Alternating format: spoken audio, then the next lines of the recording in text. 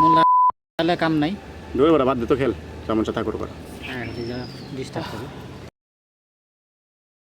এক গ্রামের দুই যুবক মোবাইল ও গেমসে প্রচুর আসক্ত ছিল।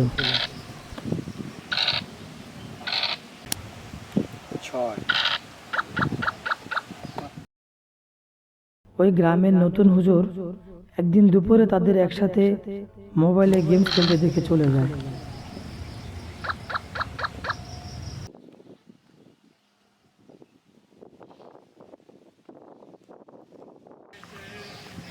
অতঃপর বিকেলেও ওই হুজুর একই জায়গায় তাদের দেখে বলেন, আসসালামু আলাইকুম।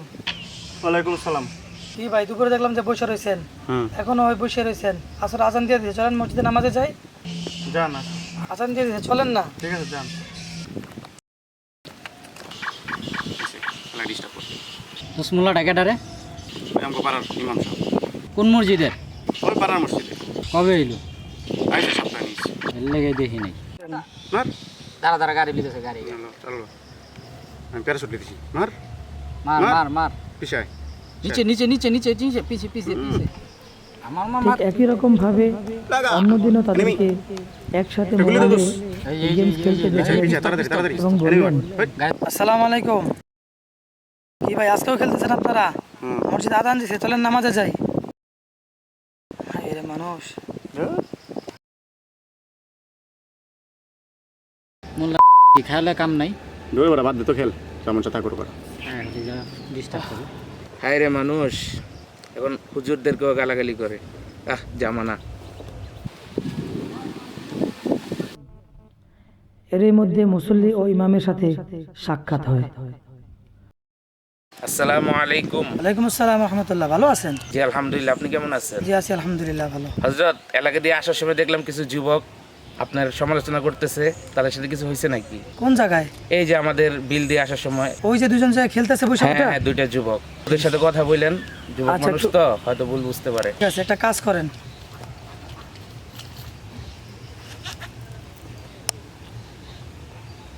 আমার পক্ষ থেকে এই হাদিয়াটা ওনাকে দিবেন। ইনশাআল্লাহ আমি দেখা করে ওদেরকে দিয়ে দিব। ঠিক আছে, আসসালামু আলাইকুম। ওয়ালাইকুম আসসালাম। অতঃপর সেই হাদিয়া নিয়ে ওই মুসল্লি তাদের সাথে দেখা করেন। আসসালামু আলাইকুম, কেমন আছেন যুবক ভাই? আপনাদের জন্য আমাদের মসজিদের ইমাম সাহেব হুজুর এই যে হাদিয়াটা দিচ্ছে। রে হুজুর দি টাকা পাঠাইলো? কস কি তোর টাকা দিল কে?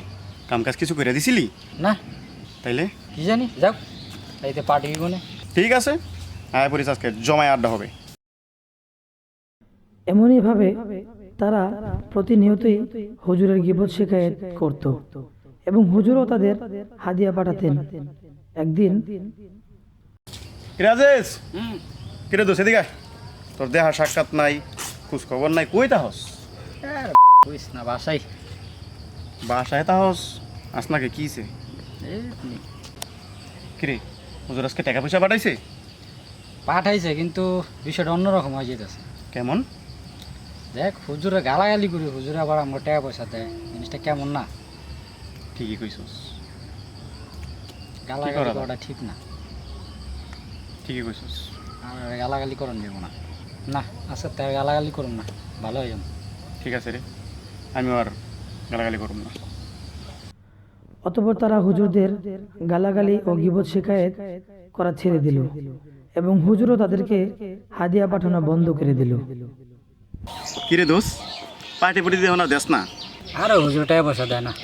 দে ঠিকই, নাকি একলা একলা খাই আলাস? না বেটা, তোরা ছাড়া এমনি খাই। এতদিন দিল, এখন দেয় নাকি? কইতে পারি না। একটু খোঁজ খবর লয়ে দিস তো।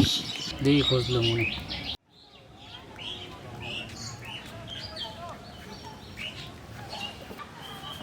হুজুর আসসালামু আলাইকুম। ওয়ালাইকুম আসসালাম। ভালো আছেন? এই তো ভালো। কিছু বলবেন? বলার তো ছিল, হুজুর কয়দিন টাকা পয়সা পাঠালেন, কেন পাঠালেন বুঝলাম না, এখন আবার দেওয়া বন্ধ করে দিলেন। ও এই কথা ভাই, ব্যবসা নিয়মিত এটা। আপনি আমাকে কিছু দিতেন, তার বিনিময়ে আমি আপনাকে টাকা পাঠাইতাম। ব্যবসা কি? আমি তো কোনো ব্যবসা করিনি আপনার লগে। ব্যবসা জানেন না কি করছেন? এরকম তো কিছু করিনি। আপনি যে ওখানে বসে আমার নামে গীবত শিকায়েত বলতেন, আমাকে গালাগালি করতেন, তার বিনিময়ে আপনার আমল নামা যেই নেকিগুলো ছিল তা আমার আমল নামে চলে আসতো। এই জন্য আমার গুণাগুলি আল্লাহ তাআলা মাফ করে দিত, তার বিনিময়ে আমি আপনাকে কিছু টাকা পয়সা পাঠাইতাম।